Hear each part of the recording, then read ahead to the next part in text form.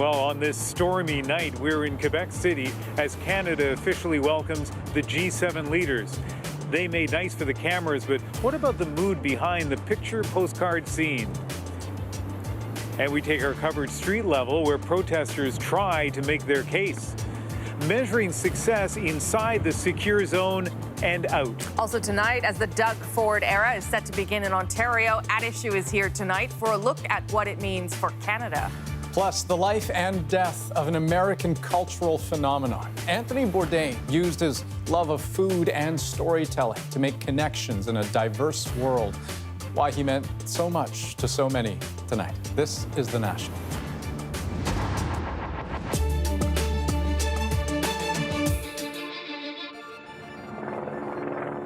We are in the Quebec capital again tonight, where, as you can probably tell, it's suddenly gotten very windy. While the G7 leaders are meeting 150 kilometers away in the remote Lamal Bay resort area, there has been a flurry of activity here throughout the day, from government officials, media from around the world, and occasionally confrontation between police and protesters. They wanted this to be a day of disruption, but the hundreds of anti-G7 demonstrators who turned out today were outnumbered by police. We'll have more on that in a moment, but first to the summit itself. And on day one of the meeting, all eyes were on Donald Trump. Already the odd man out in the group, he went and picked a new fight even before he arrived. But by this evening, Trump sure seemed to be making nice. Our coverage begins with the CBC's David Cochran.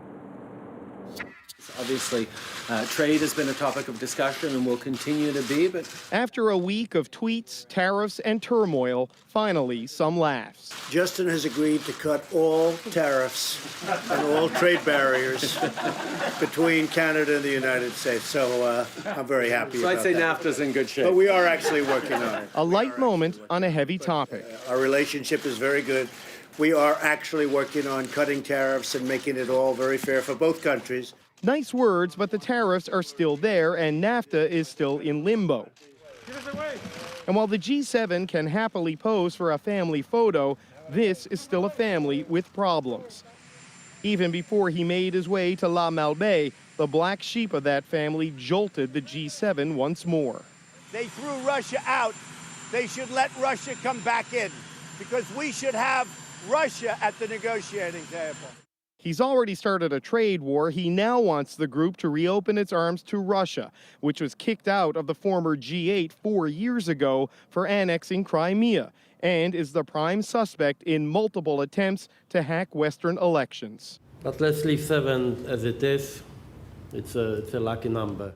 The idea of adding Russia flopped with the leaders of the EU. It was flatly rejected by Canada. Russia, however, made clear that it had no interest in behaving according to the rules of Western democracies. The unpredictability highlights the challenges the G7 leaders face in dealing with the U.S. president, who can be tougher on his allies than his enemies. In today's meeting, which sources say were cordial, the other leaders tried to convince the president to drop his tariffs and stop a trade war. So a smiling and joking Trump emerged, the angry tweeter nowhere to be seen. There was even a hint of compromise. Will you come to an agreement on a joint statement? We'll see you guys. I think we'll have a joint statement. And earlier this evening, I spoke to David, who is at the summit site. David, what do we know about what happened in the private meeting between Trudeau and Trump after the cameras left? Well, Ian, officials are saying it was a positive and constructive meeting, and the two leaders have agreed that they would accelerate the NAFTA talks, but we are being cautioned by Canadian officials to take that with a grain of salt. We have heard this before. It hasn't always gone that way, but there is at least a sense after a tough week of goodwill between the two countries while the leaders are meeting here face to face. The question is if that goodwill remains after Donald Trump leaves Quebec and gets back on Twitter. And there was doubt about a final joint communique. What are we hearing about that now? Yeah, the president suggested that maybe there could be a joint statement, but the president says a lot of things that don't often come true. There is deep doubt here amongst Canadian officials that that could happen because there are still deep divisions on two key issues, trade and climate. The U.S. delegation is insisting that the final document has no reference whatsoever to tariffs and trade. The other 6 nations are balking at that. It's a non-starter for them, and that could be what causes them to not have a united statement when this G7 meeting ends. Now, for some, hosting the G7 summit here might conjure up images of past chaos, like those violent protests at the Summit of the Americas in 2001. Well, so far, history has not repeated itself. Not that there haven't been skirmishes between police and protesters, there have been. But other images we've seen today paint a relative calm, rather Canadian portrait. A riot officer chatting with a woman on a bench, protesters demonstrating in front of Tim Hortons. Later on the National, more from the G7. For many of those protesters, world leaders won't even see or hear their message, so what motivates them to demonstrate? And he was a chef, a TV host, and a talented storyteller who connected legions of fans with world culture through food. We look at the legacy of Anthony Bourdain. But first, Ontario voted for change, and they sure got it in Doug Ford. So what comes next? A good, hard look at the books, as it turns out. Here's Hannah Thibodeau. He didn't take much time to celebrate his big win. Gotta apologize, my voice is a little hoarse this morning. Just over 12 hours after winning a resounding majority, Premier designate Doug Ford got right down to business. He and his team started the transition to take over from the defeated Liberals. After a hard-fought campaign, we know the hard work has just begun, but we intend to act fast. The Tory leader didn't say just how quickly he'll move on big campaign pledges, like cutting gas taxes by 10 cents a litre, scrapping the current sex education curriculum, and lowering taxes for the middle class and corporations. Ford says the transition will take about 21 days, and in that time, he and his team will start looking at Ontario's books and figure out who will be in his cabinet. Once he is sworn in, that's when Ford goes from designate to premier. But right now, his team says it's about coming to grips with the province's financial situation. I think it's getting the fiscal house in order. It's making sure that Doug and his transition team get in there and they see the state of the books and get right to work. And the spin already, it's not going to be good. And I predict we're going to find out the state of the Ontario finances is pretty bad. Even if the finances are worse than expected, some say Ford will fulfill all of his promises. I think Doug Ford's the type of leader who will pound the desk when people give him excuses about why things are too complicated or why they can't be done. And Doug Ford's going to say, you're going to lose your job if you don't figure out a way to help me keep my promises. Throughout the more than 4-week campaign, Ford never provided his party's accounting of its campaign promises, leaving some a bit skeptical of this polarizing political leader. People out there have given me a clear mandate, a very clear mandate to govern. We're going to govern. We have a team ready. Ford may have the team ready, but now he'll have to move from campaign rhetoric to governing. Hannah Thibodeau, CBC News, Toronto. With the Progressive Conservatives ending 15 years of Liberal rule in Ontario, Doug Ford could now find himself, possibly, on a collision course with the federal Liberals. Tonight, Catherine Cullen looks at what that could mean for Justin Trudeau's political goals. Justin Trudeau is dealing with one challenging partner right now in the Charlevoix, but when he gets back home, there's a new neighbor to contend with. I've also spoken with Prime Minister Trudeau. Today, Doug Ford sounded like an ally. I said we'll stand united against our neighbors to the south, and I'm very sincere when I say that. But while Trudeau seemed to sincerely get along with Kathleen Wynne, there is clearly plenty of acrimony between some federal Liberals and Doug Ford. He is incapable of governing. Why people would embrace such a manifestly obvious, unqualified candidate for premier. And some of Ford's goals could derail Trudeau's agenda. We're going to scrap the carbon tax. We know that putting a price on carbon pollution drives improvements. Trudeau's plan to fight climate change involves every province putting a price on carbon. And if they don't, the Prime Minister says he'll impose it. Which puts them on a kind of a collision course. I think they're going to be in for a fight. They're going to be in for a fight, certainly in Ontario. Great pleasure. Trudeau's environment minister, though, is vaguely optimistic. People say things during the election. I guess we will see what the plan is. Then there's health care. Well, I don't believe in safe injection areas. But the federal government is the one who approves supervised injection sites, and Trudeau's Liberals believe they save lives. And the big news from the last federal budget that the Liberals are eyeing national pharmacare as a pledge in the next election. If Trudeau's plan requires buy-in, especially money from the provinces, it's not clear Ford would be interested in that either. In some ways, Ford may have benefited from having Trudeau's carbon tax to campaign against. In 2019, though, the roles will be reversed. So will Ford be a useful foil for Trudeau to campaign against, or just the guy who foils his plans? Catherine Cullen, CBC News, Ottawa. Okay, so that change from red to blue is sure to put federal-provincial relations to the test, and Trudeau could have some more problems to contend with, too. The fact that a 15-year-old government in Ontario was kicked out so dramatically, down to 7 seats, does that bode poorly for you? I don't see any valid comparison. Quebec's Liberal Party is going into an election this fall, and Premier Philippe Couillard is trailing in popular support. But the province will also be key to the federal Liberals' 2019 re-election strategy. Alberta's NDP premier will fight for re-election next spring. Trudeau and Rachel Notley are close allies on the pipeline file right now, but stand up to the Trudeau Liberals and defend Alberta. Rival Jason Kenney has already promised a more antagonistic approach to Trudeau should his unified Conservative Party win power. So there's some stuff to talk about, what this means for Ontario, what it means for the rest of the country. Thank goodness we've convened a special Friday at issue. Andrew, Chantal, and a slightly sleepy Eric Grenier, he was up late with me last night, are standing by. What do they think will be Doug Ford's first move? And later in the hour, we'll have more from Quebec City if the wind doesn't blow our lights over. We'll meet some of the protesters trying to make their voices heard from the ground and the sky. And a shocking loss for the culinary world and well beyond. Anthony Bourdain died today. His legacy taking us out of the kitchen and building understanding and connections through food. Even people with whom you have really fundamental disagreements and maybe even complete different belief systems, if you're going to intersect anywhere, it's going to be over food.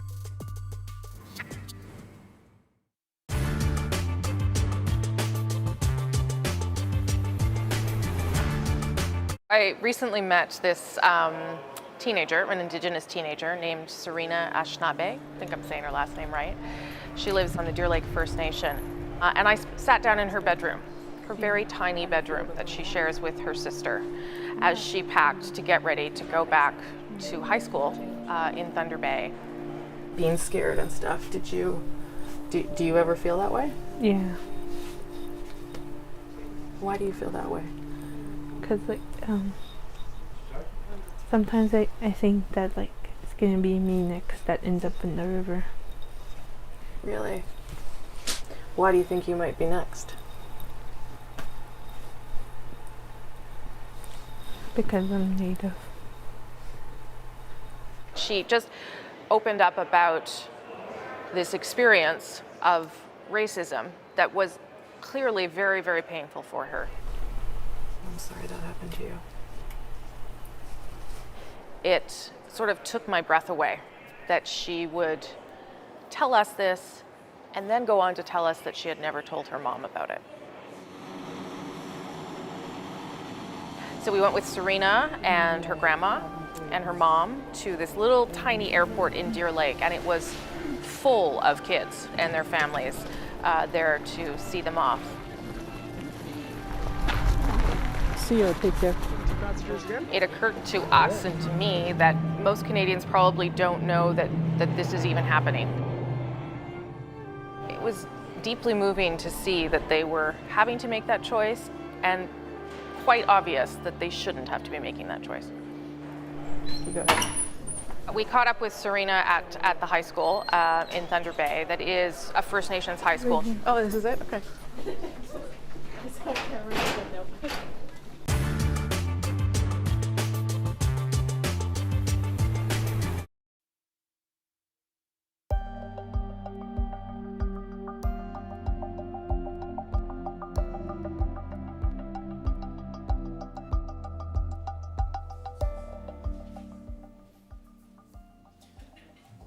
Friends and fans are expressing shock at the death of celebrity chef and TV travel host Anthony Bourdain.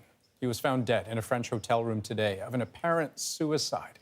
CNN, which aired his popular program, Parts Unknown, issued a statement saying his love of great adventure, new friends, fine food and drink, and the remarkable stories of the world made him a unique storyteller. Bourdain's decades-long career took him around the world, and he always seemed to find a way to take us all with him wherever he went, including Canada. The CBC's Stephanie Skandaris looks back at a life lived to the fullest. Here we are, boys, at the asset of the universe. Anthony Bourdain was never afraid to speak his mind. Country, middle of nowhere, Newfoundland. And when he paid a compliment, you knew it was real. Because let's face it, Newfoundland is incredible. To the Queen. Bourdain's episode featuring Raymond's Restaurant in St. John's aired last month. Chef Jeremy Charles says it feels like Bourdain was there just yesterday. And we were out having a great time and you know, discovering the lay of the land, and there's no indication or any, I mean, it's the last thing you'd think of, you know. Today, Bourdain's network CNN broke the news of his death. It's maybe so hard to process this today. A woman outside the restaurant where Bourdain once worked says she feels the same. He had just the right amount of cockiness, but not ever being too braggadocious about it. It's a balance Bourdain always seemed to get just right. He was a celebrity chef who wasn't known for his own food. I'm not a culinary genius, you know, far from it. I am a proud craftsman of journeyman quality. His real skill was storytelling. After decades of working as a line cook, Bourdain first gained fame for his writing. He was candid about his struggles with drug addiction, and he exposed the harsh realities of New York restaurants in books like Kitchen Confidential. He had such a lasting impact on the way people think of how restaurants work. Try it. But he was best known for connecting with people through food. He could bring Barack Obama to a tiny noodle shop in Vietnam, or speak to ordinary people about how their countries shaped their cuisine. He was the first chef who actually really believed that storytelling through food is the best way to communicate people's lives, people's cultures, people's ethnicities, people's behaviors. The trick, Bourdain said, was to keep it simple. I've gotten along with people everywhere in this world and heard some incredible stories, largely because I sit down without an agenda and just ask the very simple question: what's for dinner? What makes you happy? Anthony Bourdain was 61 years old. Stephanie Skandaris, CBC News, Toronto. Looking back, Bourdain was indeed open about addiction, but also about suffering from depression. He used to describe how being on the road 250 days a year left him feeling lonely and isolated. He even traveled to Argentina to shoot an episode of Parts Unknown and wound up seeing a psychotherapist. I will find myself in an airport, for instance, and I'll order an airport hamburger. It's an insignificant thing. It's a small thing. It's a hamburger, but it's not a good one. Suddenly, I look at the hamburger and I find myself in a spiral of depression that can last for days. Even still, Bourdain's death comes as a huge shock and on the heels of another high-profile suicide. The world learned of 55-year-old fashion designer Kate Spade's death just a few days ago. And now it's the ripple effect that's raising worries, specifically how all of this affects other vulnerable people. Consider a recent study that found that in the 5 months after actor Robin Williams ended his own life, the suicide rate in the U.S. jumped almost 10%. That is a staggering fact. So we've invited someone to help talk us through this problem that even has a name. It's been called suicide contagion. Mark Senior is a psychiatrist. Mark, you work at Sunnybrook Hospital in Toronto. I'm wondering, from the point of view of someone who is suffering, how can media coverage of a suicide affect them? Well, thank you for having me. It's an important topic, and people who are struggling with depression or anxiety or substance use problems have thinking errors. Their thoughts say to them that, at least in some cases, that life isn't worth living, that people don't care about them. But in fact, it's not true, and we know that when people come and seek help, that they can get a lot better and that those thoughts can change. So when people see a prominent suicide death in a celebrity, they sometimes identify with that, and they make the mistake of copying that behavior and not realizing that it was a terrible tragedy and that instead they should have sought help. And you know, when I look at the way the media does cover suicides, particularly high-profile ones, I mean, there's a sensitivity to the approach. I mean, we try to be selective about our coverage too. And I wonder, is that the right way to go about it? I mean, is there a risk of concealing or hiding aspects of depression and suicide in a way that ends up being unhelpful? I mean, should everything be out in the open as much as possible? Yeah, I think everyone is going to find out about these deaths anyway. I don't think there's a desire to conceal them, but I do think there's a desire to contextualize them. We have to understand that the overwhelming majority of people who think about suicide ultimately find resilience. They find paths to resilience, and they don't die by suicide. And there was actually research that was done in Europe which showed that after media reported on what typically happens, which is people thinking about suicide but seeking help and getting better, that there was actually a reduction in suicides across the entire country of Austria. And so what we're really hoping is just that you present things as they are. You know, we always hope there are teachable moments when something like this happens. How should people start to help others that they suspect may need help? I don't think we're expecting everybody to become psychologists or psychiatrists, but usually if someone around you is depressed or anxious or withdrawing or using more substances, people pick up on it. And I think that what people can do is just to listen, to be there and to approach the person and to say that you care, that they're an important person, that you're interested in helping them. And maybe just talking could be enough for some people to help with a suicidal crisis. And for other people, if that's not working, then to encourage them to reach out, to call a crisis line or to go to an emergency department. There is hope. Indeed. Mark Senior, thanks so much for taking the time to talk to us. Thank you. So, in this country, for every suicide death, there are as many as 20 attempts. And to Mark's point, if you or someone you know are at risk, there are definitely places you can go for help. You can call the Canada Suicide Prevention Service, or if you're in Quebec, you can call 1-866-APPEL. And later on The National, a side to Bourdain not everyone knows about, as described by one very special food critic. Bourdain came to her defense in a big way after her glowing review of the Olive Garden was mercilessly mocked online. You'll hear how they found common ground in our moment of the day. Oh my gosh, Bourdain and the Olive Garden, perfect. And the At Issue gang's all here. What else could they be talking about? The Ontario election. So what will be Doug Ford's first order of business? After a hard-fought campaign, we know the hard work has just begun.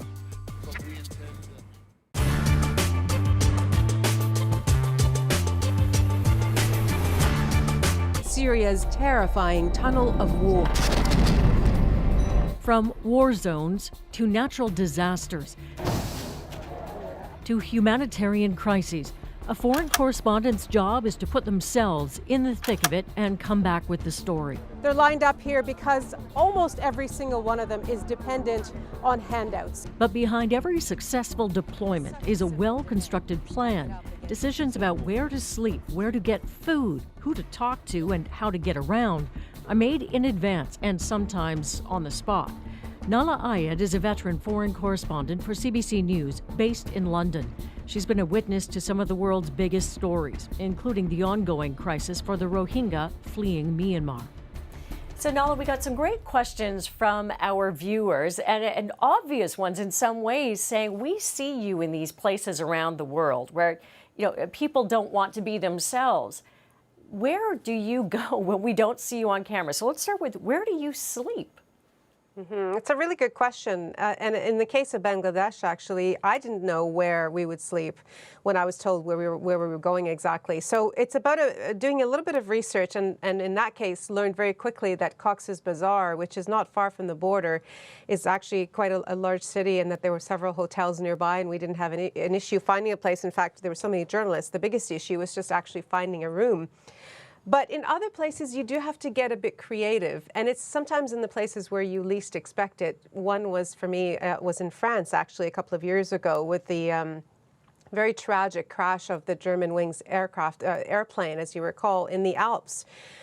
It's a place I've never been. It's the Alps. You'd think there would be some hotels. It was a challenge to actually find a place, and at one point, there were local people who were coming around with their phone numbers, and offering places to stay up there. So a lot of us took advantage of that, and actually we created a bit of a live position in one of them. Other places, like, for example, Gaza, after one of the conflicts there, the border was opened on the Egyptian side. It was halfway through the night. Where do you stay when it's a place that unsafe and you don't want to be traveling around at night? Well, the local journalists we were working with suggested a home of just an ordinary family very close to the border, so that we sleep there and then move the next day to a hotel. In Haiti, we stayed also at a fixer's house. When we went to Jacmel to cover what the Canadians were doing, we stayed with Canadian troops. You know, some of those sound like sort of reasonable accommodations. Have you ever had to do something that was just completely outside the frame? Well, actually, the one that sticks in my mind always is Afghanistan, and it was actually Tora Bora while the bombing was going on across the valley where they thought that Osama bin Laden was. And in that case, there was nowhere to stay. So the locals offered a structure, I should say, that normally housed goats. So we just took our sleeping bags, and that's where we slept for 3 nights. We hear this word fixer. And, you know, in the business, we're so comfortable using this term that we don't stop to explain what we mean sometimes. So how valuable is a fixer, and what role do they play in the work that you do? Well, the best way I like to describe it as a fixer is actually our secret weapon, because when you go to a place like Bangladesh, which I have to say that this was my very first trip there, I know nothing about Bangladesh that I haven't just read in a newspaper or in a book. And so a fixer is someone who is from that country and knows the country intimately, speaks the language, knows how to get around, and if they don't know, then they know how to access the information to find out where you need to go, where to buy things, where to sleep, what to do, who to talk to. And so usually there's a whole network of fixers that we all trust, that we ask other journalists about. For example, the one we worked with in Bangladesh is someone that is known to some other Canadian media.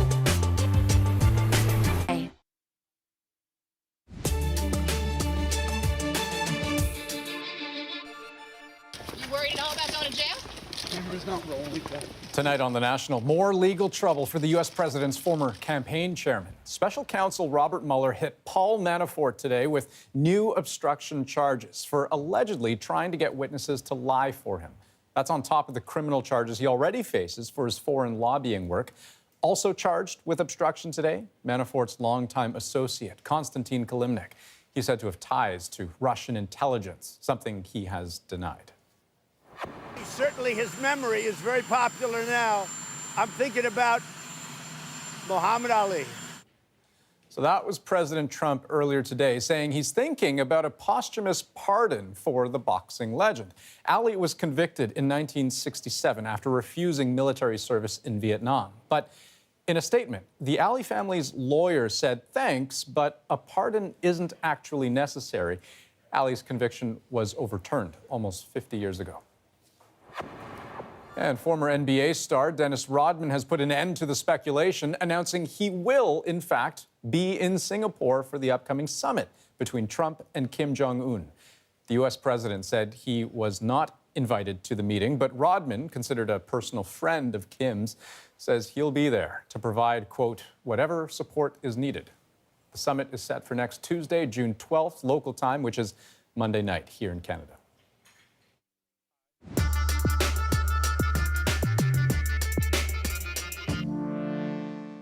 I've also spoken with Prime Minister Trudeau. I've laid out my priorities for the people of Ontario. I made a commitment to work closely with our federal partners to support them with the ongoing negotiations with our neighbors to the south, and work together to deliver on our plan for the people of Ontario. I told the Prime Minister that we will make Ontario the engine of Canada once again, and what is good for Ontario is good for Canada. That was Ontario's Premier-designate Doug Ford the day after his party swept into government, a result that many expected. But could it signal a growing divide in the country between provinces? What does it mean for Ontario? What does it mean for Canada? At Issue is here on a rare Friday night to dig into it. Andrew Coyne is in studio with me, and so is CBC's poll analyst Eric Grenier. He has barely slept, but he's here anyway. And Chantal Hébert is in Montreal. There's a lot going on politically, but we're just going to do the whole panel on Ontario because it was such a big night. I'll start with you, Andrew. Let's start with the Ontario part. How big a shift are we going to see in this province? Nobody knows. The Conservatives under Doug Ford ran on a very vague and shifting platform. Some parts of it were from the previous leader, Patrick Brown. Some parts of it were improvised on the fly. Very hard to read exactly what their numbers meant. So they've got lots of latitude. Vaguely speaking, it was somewhat more conservative than the other parties. It may prove to be forced upon them to be more conservative because the province's financial situation is so dire. So there's already speculation about which of his extravagant spending promises he's going to have to abandon, for example. It's certainly going to mean differences in tone and style. Yeah. Chantal, how about you? What do you think Ontario looks like, I don't know, 12 months from now even? Oh, that's a really good question, and I don't think that any of the people who voted one way or the other yesterday have a clear idea of what it's going to look like. You're going to have to wait for a throne speech and a budget to figure that out, because there is nothing in all that was said over the course of the Conservative campaign that would give you a clear indication. And if you compare that to the last time the Conservatives came back to power in Ontario, Mike Harris, common sense revolution, this is something entirely different. It's a bit of a blank check, but certainly no blueprint, no pun intended, was really put forward. But it's a definitive mandate. I mean, we said that last night, Eric, in our coverage. You know, we may not know what it's going to look like, but he seems to have the leeway to go ahead and do it. Yeah, that's right. It's a strong result for the PCs. They've won the most seats they have since 1995. But Ford comes in an interesting position because he's actually still quite unpopular, despite the fact that he did win that mandate. Polls were showing that a majority of Ontarians disapprove of him or think negatively of him. So that's a weird place to be coming in as an incoming premier, to already be more unpopular than popular. We'll see if those numbers stay like that or not. But it does suggest that he starts out as needing to convince Ontarians that he will be a good premier. That's interesting. Yeah. That's right. They won in spite of him rather than because of him. They really won because people had decided long ago that they wanted to get rid of this Liberal government. And there was a bit of wavering mid-campaign about that, but basically people had decided they wanted to get rid of the Liberals. And then they also had to decide who they wanted to try and keep the Tories in check, and it wound up being the NDP. But that, I think, was baked in pretty long ago. So let's talk about what it means for the country, because certainly, I mean, lots of people watched last night, lots of people had interest in it. And I am concerned people are making too much of the differences between Doug Ford and Justin Trudeau, as though they're not going to be able to do their jobs. But Chantal, what are the complications or the challenges for the country with Doug Ford as premier? Well, if you're sitting on Parliament Hill and you're the federal Liberals in power looking at an election 1 year down the road, the alignment of the provinces is changed and not in your favor on two major files. The obvious one is carbon pricing and climate change. Doug Ford has said he wants to pull Ontario out of the carbon measures that are in place and fight Ottawa in court on that. That tilts the federal-provincial balance. When Justin Trudeau started out, Saskatchewan was the lone outlier. Now, by next year, it could be Ontario, Saskatchewan, Manitoba, and Alberta if the Conservatives win. The other file that no one talks about, but is also real, is Justin Trudeau's stated ambition to put in place a national pharmacare program. For that, you need Ontario buy-in. And I'm not convinced that this is the kind of government that is going to want to buy into initiatives like that. Yeah, and that's something the NDP and the Liberals were both interested in doing. Okay, with that in mind, I want to show you a tweet. Andrew Scheer went on a bit of a tweet storm, nothing like Donald Trump. He just a couple of them today. But he did say this. He said, Ontario took a big step forward last night. Around the country, more and more Canadians are rejecting Justin Trudeau's damaging policies that are making life more expensive and chasing away jobs and investment. Obviously, he's trying to link the Doug Ford win to Kathleen, to Kathleen Wynne's loss. Is that pushing it a little too far, Andrew? Yes, and people always do this after elections. They overread them. The Tories' average vote in the last few elections was 33%. They went up to 40% this time. But 60% of the public voted for parties that were supportive of climate change measures, et cetera, et cetera. So I wouldn't overread the mandate. But certainly, in the way our system works, he has the power, if he so chooses, to put a spanner in the works.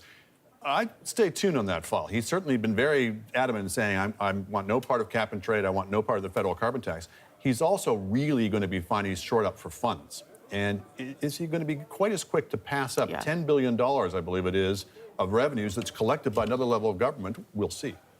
We should also remember that turnout in the Ontario election was about 58%. So that's significantly lower than the federal election. So that means there's a lot of people who voted for the Trudeau Liberals in 2015 who didn't go out to vote in 2018. So those people might go back out to the ballot next year. So it doesn't mean that because the PCs had 41% support in this election means that the Conservatives will get that. And also the fact that the federal Liberal brand is still very strong. And a lot of people were voting in this election not because of the Liberals, but were voting because of Kathleen Wynne. So it's not that you can't transfer one to the other. Rosie, what was the first thing, or almost the first federal thing that happened after Mike Harris won a majority government in Ontario? Jean Chrétien was reconducted for a second majority. So to take the Ontario result and say this is how things work, if I were the federal Conservative leader, I wouldn't want to go there. Okay, let's talk about the two other parties a little bit. We'll start with Andrea Horwath. I said to someone earlier, I think that was a great night for her, a good win. And then someone said, yeah, but it was the only time she could have possibly won an election and she lost it.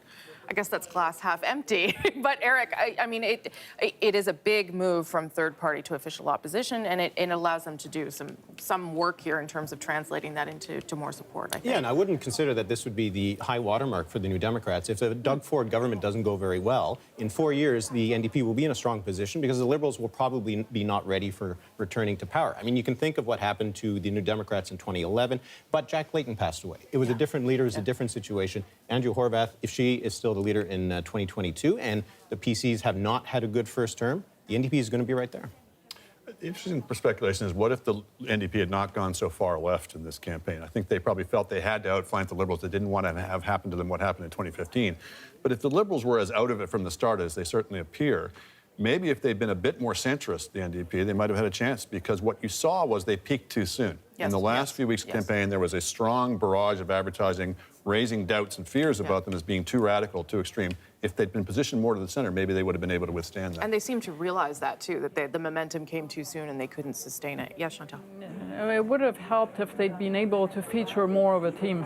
And of course, her ratings were the best, so it was worth playing her. But at some point, people started asking, well, if I'm going to elect those people, who's the Minister of Finance? Who's going to be the Minister of Health?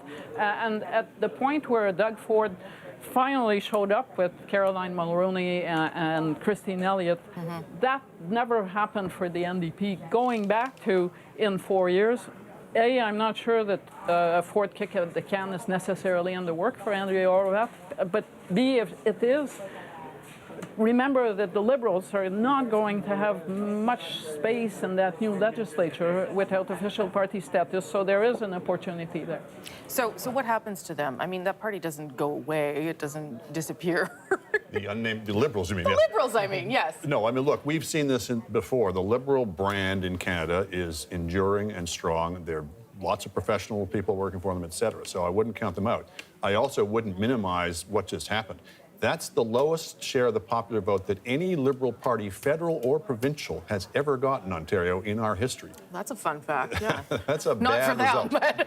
but Eric. Yeah, the Liberal brand is very strong. You can still see in the polling on the federal level that the Trudeau Liberals are doing very well in Ontario. So they do still have an opportunity to come back, but it does it will take a little bit of time. After 15 years in office, people aren't ready to get you back in, and the next leader might not be a star, because who would want to take over the party right now? Yeah, there might be like a two-step process It anyway. often takes you 2 or 3 tries to get the leader that takes you there. Yeah, Chantal.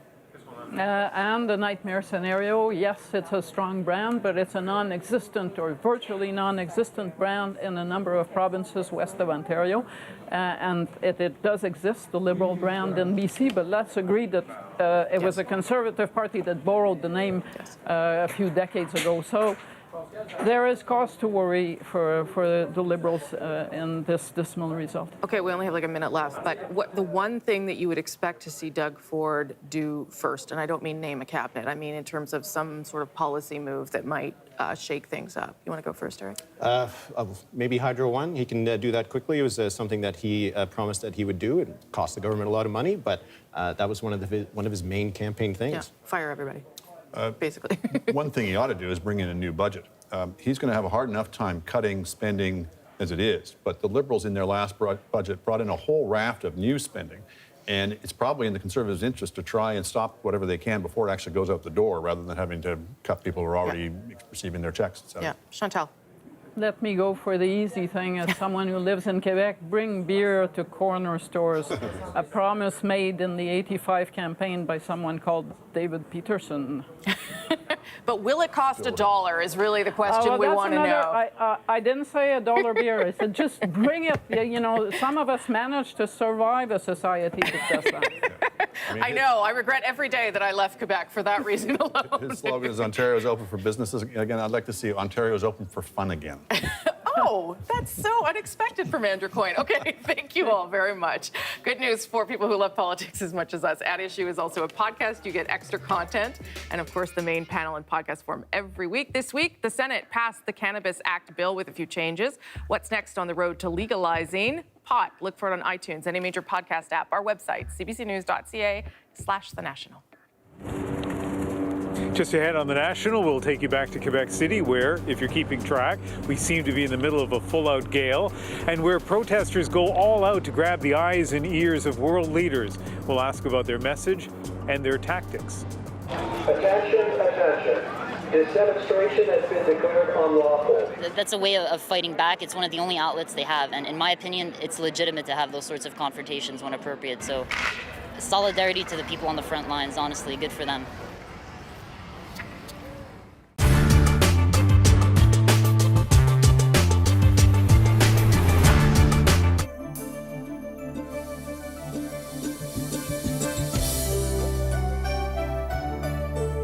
We can sell our services to the world in a far easier fashion than we've ever been able to before. Deborah Black has her own communications firm in Saskatoon. People anywhere in the world can find out about her products and services. Her firm has been on the internet since last fall. Because the technology is so new, it hasn't yet been a big moneymaker.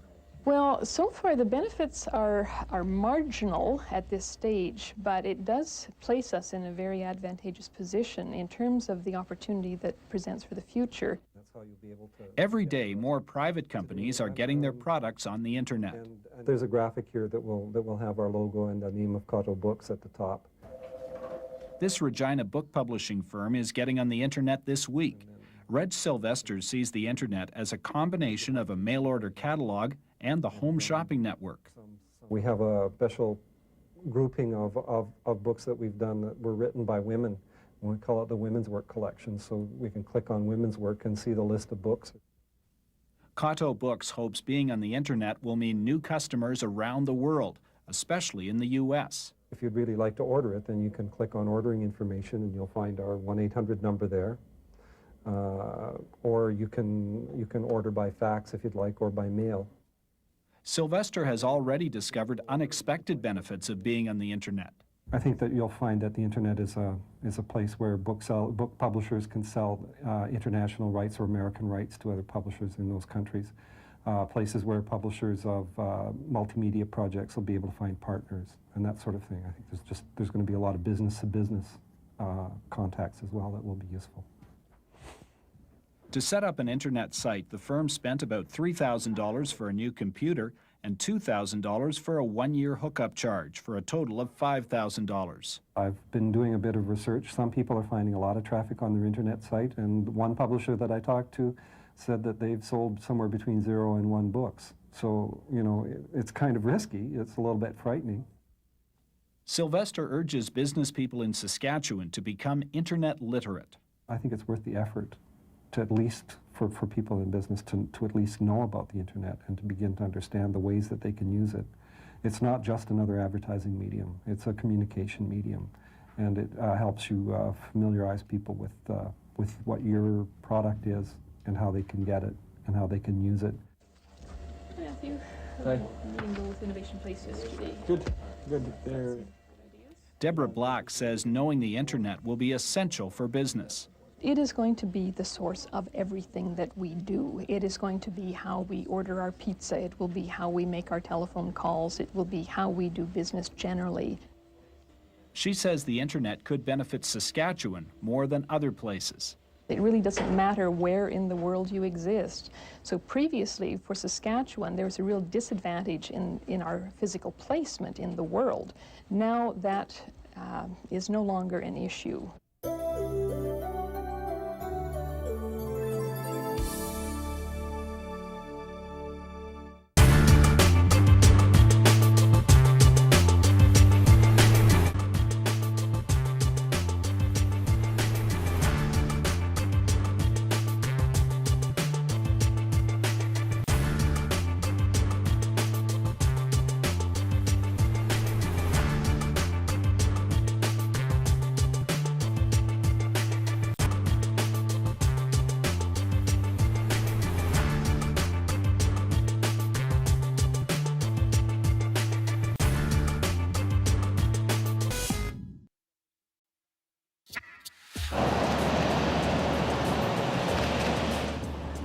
Here looking at some of the world's most powerful leaders being whisked through the streets of Quebec City on their way to dinner. Of course, we can't see them. They're sealed away in closely guarded vehicles. And if you were there, they probably wouldn't see you.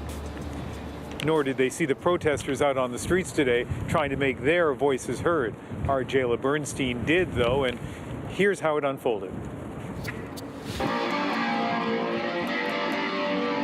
They promised a day of disruption, but while protesters did what they could to send their message, they were hampered, often outnumbered, by an intimidating wall of police. A game of cat and mouse played out through the day. Pop-up demos appeared. Police declared them illegal. This demonstration has been declared unlawful. Protesters dispersed, and then it happened all over again at another flashpoint. Lulls in the action, followed by standoffs.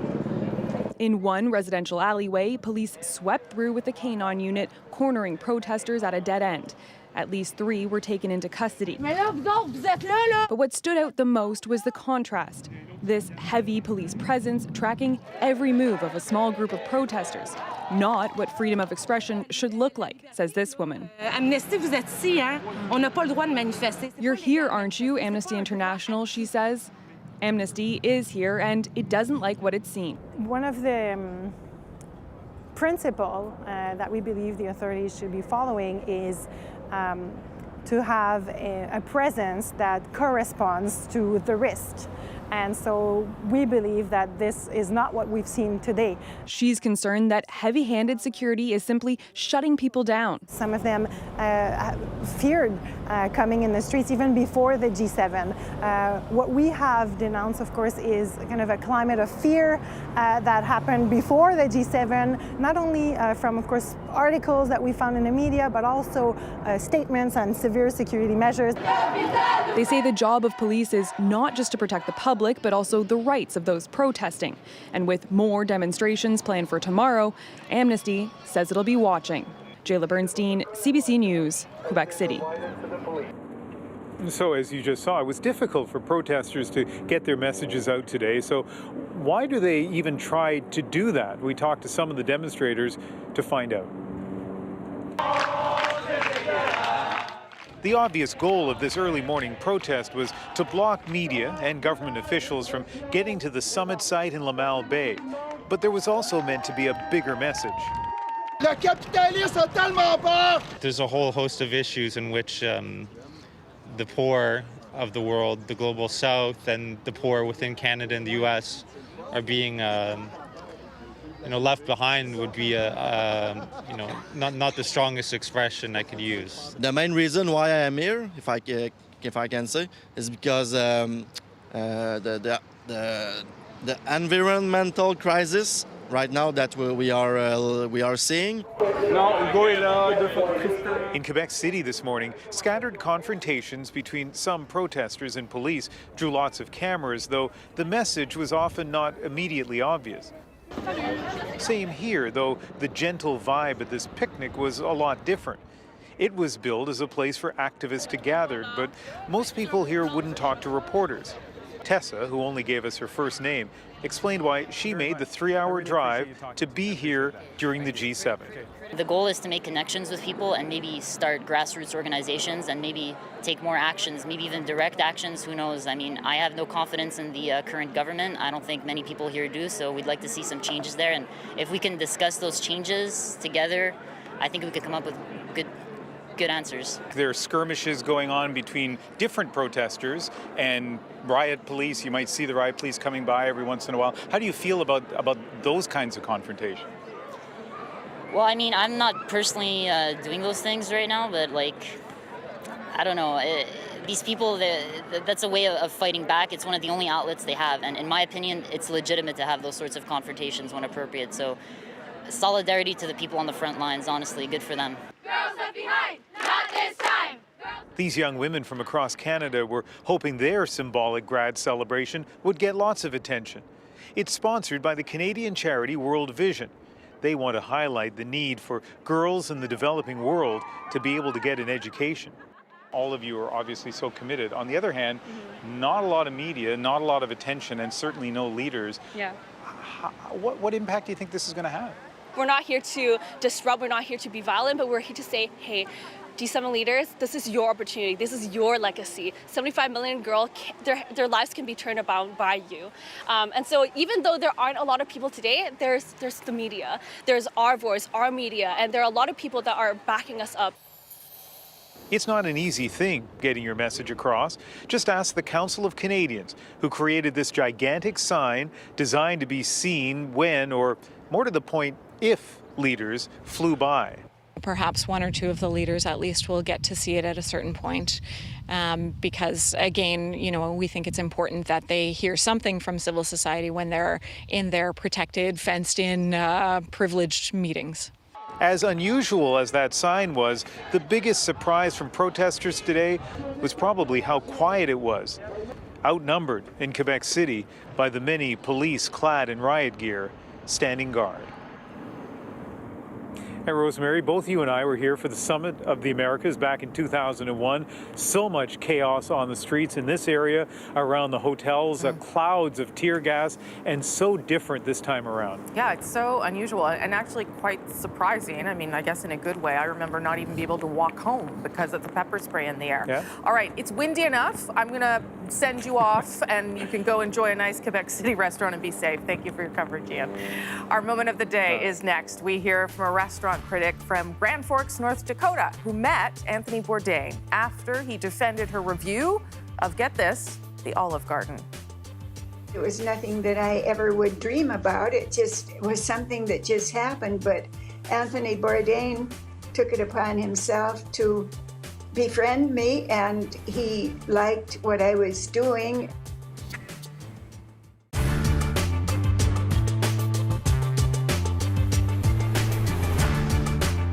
When people talk about immigration, they often talk about money.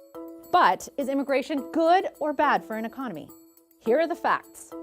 High levels of immigration tend to expand the total size of an economy. More people in Canada means more people buying clothes, groceries, and cars. More people equals more money being spent. So our economy gets bigger, but that doesn't necessarily mean more money for everyone. Typically, in developed countries, GDP per capita doesn't increase much. At least, not initially. New immigrants tend to have much lower earnings than their Canadian-born counterparts. During their first years in Canada, they don't pay as much tax as the average Canadian, and they're more likely to get help from the government. But that changes over time. A Carleton economics prof says in terms of social assistance, immigrants eventually become like the rest of the population, and in time are no greater drain on government services than people born in Canada. So eventually, immigrants don't need more social assistance than Canadians. But what about their impact on the job situation? According to the experts we spoke to, immigration does have some initial negative impacts on wages and employment. That's because an influx of people working for lower wages brings down averages in an area. But that's short term. Long term, the impact on workers is neutral. Not a benefit, not a burden. Newcomers are also more entrepreneurial than the general population once they get comfortable in their new country. Business ownership rates are higher among immigrants who've been in Canada for a decade or more. But they're more likely to have a service or a retail startup, and their businesses tend to be on a smaller scale than their Canadian counterparts. Think of it this way. If you take 100 immigrants and 100 people born in Canada, the immigrants will start more businesses, but they'll employ fewer people in total. But having an influx of immigrants is still valuable for a country like Canada with an aging population. All those retiring boomers mean taxpayers will be on the hook for higher healthcare costs, benefits, and government services. Low-skilled immigrants can help fill labor shortages, and newcomers with a higher education, work experience, and the desire to make things happen, they can transform a country or even a sector. Case in point, Silicon Valley in the US. Of the 87 most valuable private startups, more than half were founded by immigrants. And 71% of them had immigrants in key executive roles. And there are also countless examples of immigrant success stories in Canada.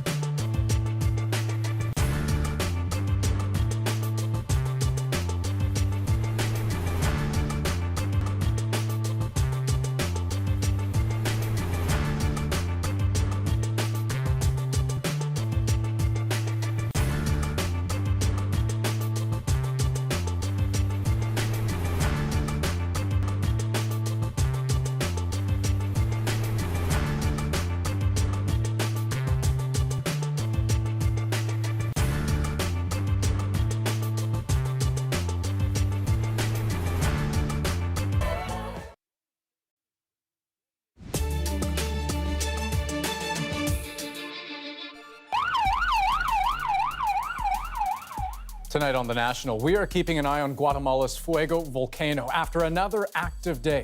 More evacuations were ordered after it once again spewed lava and ash. At least 109 people have died since Fuego began erupting Sunday, and that number is expected to go up because many people are still missing. We take our responsibility to reduce our impact on the planet seriously.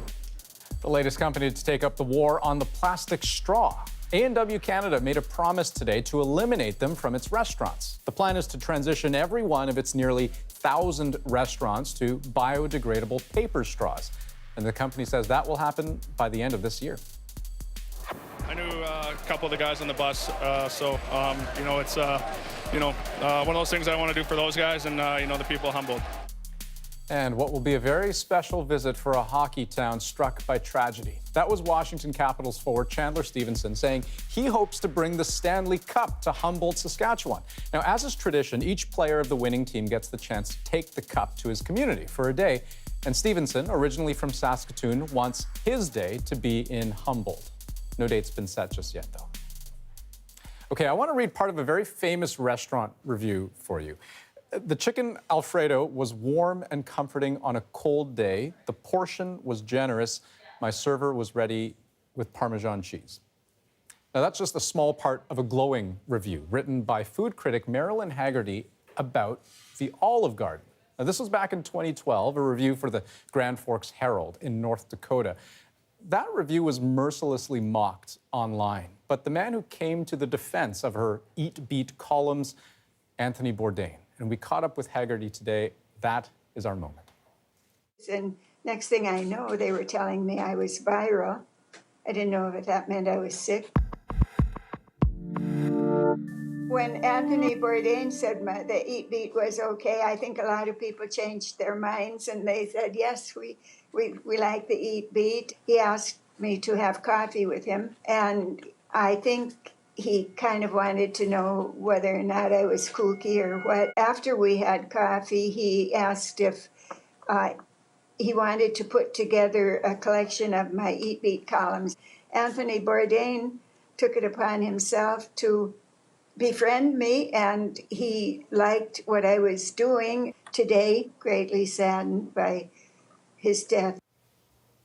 And Rosie, it wasn't just the Olive Garden that she reviewed. She reviewed her local KFC, Subway, Taco Bell, McDonald's. But I've read the reviews. I read them today. They are wonderfully earnest, wonderfully detailed, and Anthony Bourdain, the kind of guy who saw value in that. Yeah, he always said it didn't matter what the food was. It was actually about the context, the moment of sitting down together and breaking bread and sharing that experience, whether it was Taco Bell or the Olive Garden. That's the National for June 8th. Good night. Good night.